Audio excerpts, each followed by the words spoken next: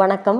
யாவர்க்கும் உரைப்போம் பகுதியில் இன்று நாம் புதியதாக என்ன வரலாறு தெரிஞ்சுக்க போகிறோன்னா, 63 நாயன்மார்களில் ஒருவருமான மிகவும் முக்கியமானவருமாக 63 நாயன்மார்களில் அமர்ந்த நிலையில் மட்டும் இருக்கக்கூடிய காரைக்கால் அம்மையாரின் பெருமையும் வரலாறையும் தான் தெரிஞ்சுக்க போகிறோம்.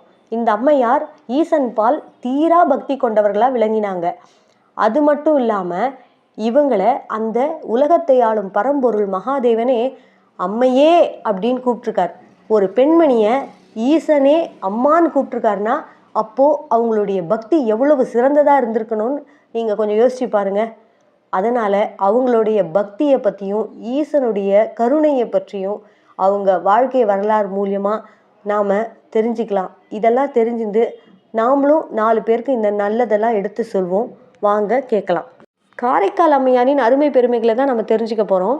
இந்த காரைக்கால் அம்மையார் ஒரு வணிகர் குலத்தில் பிறக்கிறாங்க. இவங்களுக்கு அம்மா அப்பாவால் வைக்கப்பட்ட பெயர் புனிதவதி. இந்த புனிதவதி பேரழகியாக இருக்காங்க. இவங்க இளமை பருவத்திலிருந்தே சிவன் மீது தீராத பக்தி கொண்டவர்களாக விளங்குறாங்க. இந்த அம்மா புனிதவதி திருமண வயதை எட்டியவுடன் அவங்களுடைய பெற்றோர் ஒரு வணிகருக்கு பரமதத்தன் அவர் பேர், அவருக்கு கல்யாணம் பண்ணி கொடுக்குறாங்க. இந்த பரமதத்தன் வியாபாரி இல்லையா, வாணிபம் செய்கிறதால அங்கே இங்கேன்னு ஊராக போயிட்டு வேலை பார்த்துட்டு வர்றாரு. அப்போது வேலை பார்த்துட்டு வரும்போது அவருக்கு 2 மாம்பழத்தை அவருடைய ஃப்ரெண்டு கொடுக்குறாரு. அதை வீட்டுக்கு எடுத்துன்னு அம்மா புனிதவதி, இதை மத்தியான உணவு வேலையில் நம்ம சாப்பிட்லாம், இதை பத்திரமா வை அப்படின்னு சொல்லிட்டு போயிடுறாரு.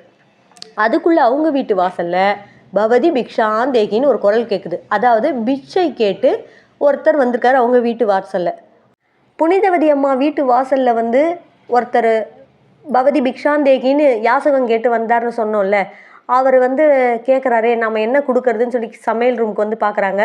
பார்த்தா சமையல் எல்லாமே இன்கம்ப்ளீட்டாக இருக்குது, எதுவும் முடியல. சரி கேட்டவங்களுக்கு நம்ம கொடுக்கணும், பசின்னு கேட்டால் நம்ம கொடுக்கறதுன்னு நம்மளுடைய பண்பாடு, பழக்கம், நல்ல குணம்.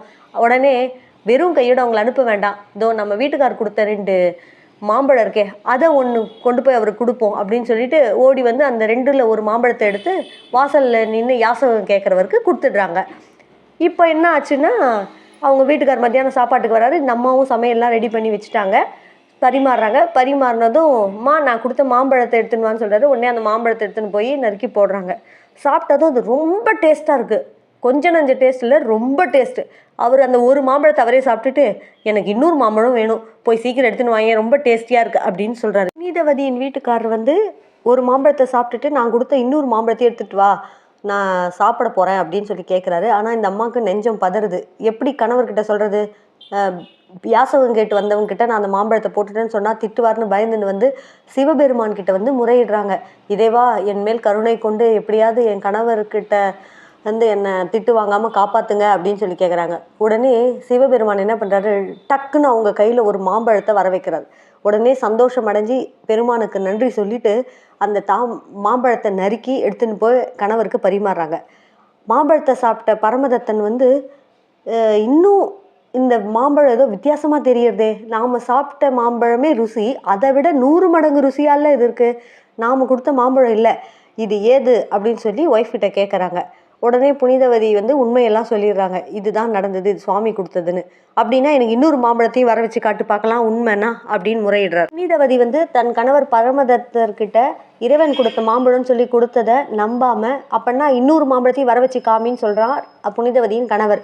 உடனே அந்த அம்மா அழுதுண்டே சுவாமி கிட்ட நமஸ்காரம் பண்ணி கேட்குறாங்க, இறைவா, நீ எனக்காக இந்த பக்திக்காக என் பக்திக்காக ஒரு மாம்பழத்தை கொடுத்த, இன்னும் ஒரு முறை மட்டும் இன்னொரு வாட்டி மாம்பழத்தை கொடுத்தீங்கன்னா நான் என் கணவர்கிட்ட காமிச்சிடுவேன், தயவு செய்து கருணை புரியுங்க அப்படின்னு கேட்குறாங்க. உடனே பக்திக்கு இலகிய மனசு உடையவர் இல்லையா மகாதேவர், உடனே இன்னொரு மாம்பழத்தையும் கொடுக்குறார்.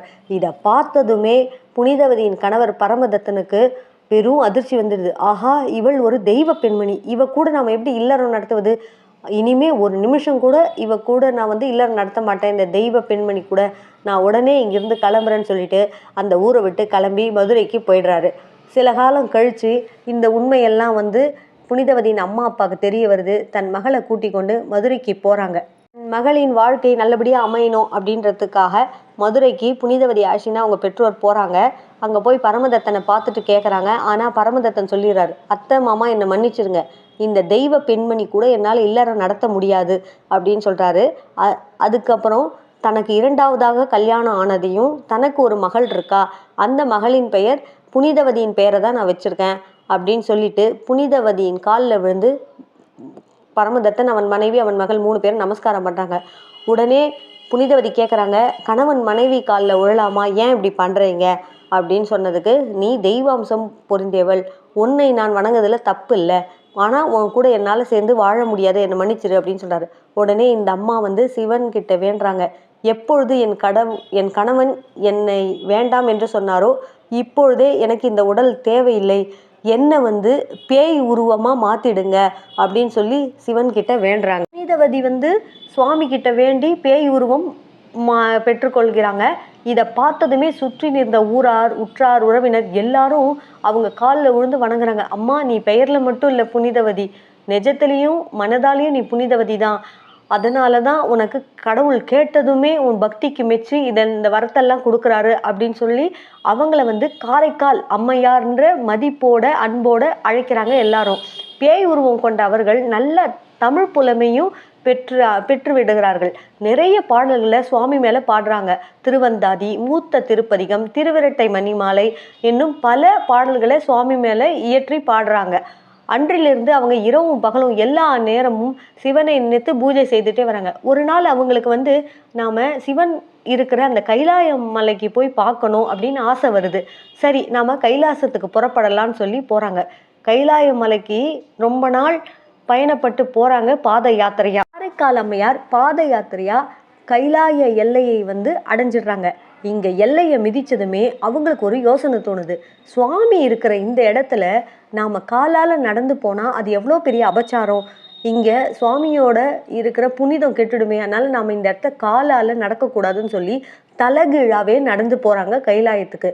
இந்த வர்றதை பார்த்ததும் பார்வதி தேவி சுவாமி கிட்ட கேட்குறாங்க, ஈஸ்வரா, இப்படி தலைகீழாக வராங்களே இந்த அம்மா பேய் உருக்கொண்டு, இவங்களோட அன்பை நாம் என்னன்னு சொல்கிறது அப்படின்னு சொல்கிறாங்க. உடனே ஈஸ்வரன் சொல்கிறாரு, எல்லாரும் நம்மக்கிட்ட இளமையோடு அழகாக இருக்கணும்னு தான் வரம் வேண்டுவாங்க, ஆனால் இவங்க இளமையிலேயே முதுமை வேணும்னு சொல்லி வரத்தை வாங்கிட்டு நம்ம மேலே இவ்வளோ பக்தியாக நம்ம கைலாயத்துக்கு வந்திருக்காங்களே அப்படின்னு சொல்லி பேசிகிட்டு இருக்காங்க. அப்போது சிவபெருமான் கிட்ட காரைக்கால் அம்மையார் சேர்ந்துடுறாங்க. உடனே சிவபெருமான் அம்மையே அப்படின்னு கூப்பிடுறாரு அன்பா. கைலாயத்திற்கு வந்த காரைக்கால் அம்மையாரை சுவாமி அம்மையே வருக அப்படின்னு கூப்பிடுறாரு. காரைக்கால் அம்மையார் கண்கள் எல்லாம் ஆனந்த கண்ணீர். சுவாமியும் அம்பாளையும் நமஸ்காரம் பண்ணுறாங்க. பண்ணதும் சுவாமி கேட்குறாரு, அம்மையே உங்களுக்கு என்ன வரம் வேண்டும் கேளுங்கள் அப்படின்னு சொல்கிறாங்க. உடனே அம்மையார் கேட்குறாங்க, ஈசனே, பரம்பொருளே, எனக்கு இன்பத்திலெல்லாம் சிறந்த இன்பமான மோட்சம் வேண்டும், மீண்டும் நான் பிறக்காமல் இருக்க வேண்டும், ஒருவேளை நான் பிறந்துட்டேன்னா உங்களை மறக்காமல் இருக்கணும், அதோடு தாங்கள் ஆனந்த தாண்டவம் ஆடும்போது நான் பாடிண்டே அதை பார்த்து பாக்கியம் அடையணும், இதெல்லாம் தான் எனக்கு வரமாக வேணும் அப்படின்னு கேட்குறாங்க. உடனே சிவபெருமானும், நீ தென்னாட்டில் இருக்க திருவாலங்காட்டிற்கு வாங்க, அங்கே நான் ஆனந்த தாண்டவம் ஆடும்போது நீங்கள் பாட்டு பாடி அதை கண்டு கழிப்பீங்க அப்படின்னு சொல்லி அருள் புரிகிறார். உடனே அம்மையாரும் திருவாலங்காட்டுக்கு வராங்க. அங்கே வந்ததும் சுவாமியின் ஆனந்த தாண்டவத்துக்கு என்ன பாட்டு தெரியுமா பாடுறாங்க? ஆலகாலனே ஆலங்காட்டினில் ஆடிடும் நாயகனே, நீலகண்டனே வேதநாயகா நீதியின் காவலனே, தாள வகைகளோடு மேல துந்துபிகள் முழங்கிடுமோர் கணமே, காலை தூக்கியே ஆனந்த தாண்டவம் ஆடுக மன்னவனே அப்படின்னு சுவாமியோட ஆனந்த தாண்டவத்துக்கு பாட்டு பாடுறாங்க காரைக்கால் அம்மையார். இந்த நாட்டியத்தை பார்த்த அம்மையாருக்கு மட்டற்ற மகிழ்ச்சி, அவங்களோட மகிழ்ச்சிக்கு எல்லையே இல்லை, அவ்வளோ மகிழ்ச்சியின் உச்சத்தில் இருந்தாங்க அந்த அம்மா. உடனே சுவாமி கிட்ட கேட்குறாங்க, என்றைக்கும் நான் உங்கள் நாட்டியத்தை பார்ப்பதற்காக உங்கள் திருவடியிலேயே இருக்கணும் அப்படின்ற வரத்தையும் வாங்கிக்கிறாங்க. அதனால் அவங்க திருவாலங்காட்டிலேயே சுவாமி கிட்டேயே முக்தி அடைஞ்சிடுறாங்க. இதுதான் காரைக்கால் அம்மையாரின் கதை. நன்றி.